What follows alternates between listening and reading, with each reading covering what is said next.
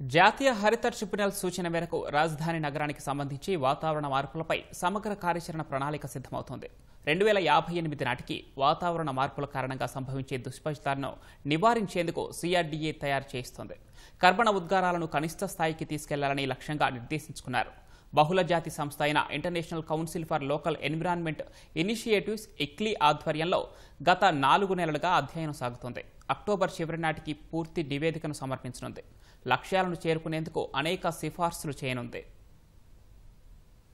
రాజధాని అమరావతిలో వాతావరణంపై సమగ్ర విశ్లేషణ జరుగుతోంది. వాతావరణ మార్పులకు సంబంధించి గత వాతావరణ గణాంకాలను ఇక్లీ సంస్థ సిబ్బంది విశ్లేషిస్తున్నారు. ఉష్ణోగ్రతలు, వర్షపాతం, వాయు నాణ్యతపై ప్రభావం గురించి తెలుసుకునేందుకు ఈ ప్రక్రియ సాగుతోంది. వార్షిక సగటు ఉష్ణోగ్రత ప్రతి ఏటా 0.22 డిగ్రీల సెంటీగ్రేడ్ చొప్పున పెరుగుతోంది.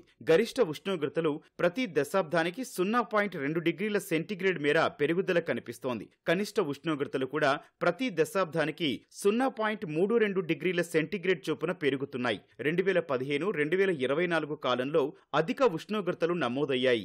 ఏటా 4.5 మిల్లీమీటర్ల చొప్పున వార్షిక వర్షపాతం పెరుగుతోంది. పెరుగుదల ప్రధానంగా నైరుతి రుతుపవనాల్లో కనిపించింది. వర్షం పడే రోజులు తగ్గుతున్నాయి. ప్రతి దశాబ్దానికి 2.6 రోజుల చొప్పున తరుగుదల నమోదైంది. కానీ వర్ష తీవ్రత మాత్రం పెరుగుతోంది. రాజధానికి సంబంధించి నీటి సరఫరా, వృధా నీరు, వర్షపు నీరు, ఘన వ్యర్థాలు, రవాణా, విద్యుత్తు, భవనాలు, ఆరోగ్యం, హరితం, జీవ వైవిధ్యం, గాలి నాణ్యత అంశాలపై ఇక్లీ ముమ్మరంగా అధ్యయనం చేస్తోంది. వీటికి సంబంధించి ప్రస్తుత పరిస్థితులు, 2058 నాటికి వాతావరణ మార్పుల కారణంగా తలెత్తే సమస్యలను ఎలా అధిగమించాలన్న దానిపై సూచనలు కూడా ఇవ్వనుంది. ప్రకాశం బ్యారేజీ నుంచి అమరావతికి మొదటి దశలో 386 ఎంఎల్డీ నీరు, వైకుంఠపురం నుంచి రెండో దశలో 539 ఎంఎల్డీ చొప్పున 2058 నాటికి మొత్తం 925 ఎంఎల్డీ నీరు అవసరమవుతుందని అంచనా. 15% మేర నీటి నష్టాలుంటాయని లెక్కగట్టారు. 2058 నాటికి వృధా నీరు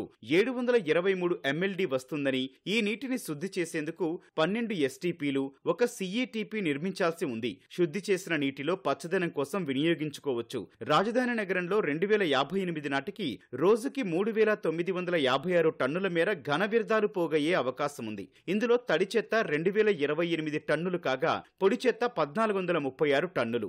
ఈ వ్యర్థాలను శుద్ధి చేసేందుకు చర్యలు తీసుకోవాల్సి ఉంది. ప్రస్తుతం రాజధానిలో విద్యుత్ వినియోగం 220.5 మిలియన్ కిలోవాట్ అవర్. 2058 నాటికి డిమాండ్ 10,756 మిలియన్ కిలోవాట్ అవర్ కు చేరుకోవచ్చని అధ్యయనంలో గుర్తించారు. సౌర విద్యుత్ డిమాండ్ 7,954 మిలియన్ కిలోవాట్ అవర్ గా ఉంటుందని అంచనా.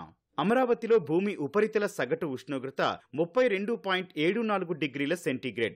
రాజధానిని హరిత, నీలి నగరంగా అభివృద్ధి చేయాలన్నది బృహత్ ప్రణాళికలో లక్ష్యంగా నిర్దేశించుకున్నారు. అధిక ఉష్ణోగ్రతలు తగ్గించేందుకు ఇది ఉపయోగపడనుంది. ఖాళీ స్థలాలు, రహదారుల వెంబడి పచ్చదనం పెంచితే భూమి ఉపరితల ఉష్ణోగ్రత 1.5 డిగ్రీల సెంటీగ్రేడ్ మేర తగ్గే అవకాశం ఉందని అధ్యయనంలో గుర్తించారు. పచ్చదనం తక్కువగా ఉన్న అనంతవరం, లింగాయపాలెం, నేలపాడు, వెంకటపాలెం, నవులూరులో అధిక ఉష్ణోగ్రతలు రికార్డయ్యే అవకాశం ఉంది.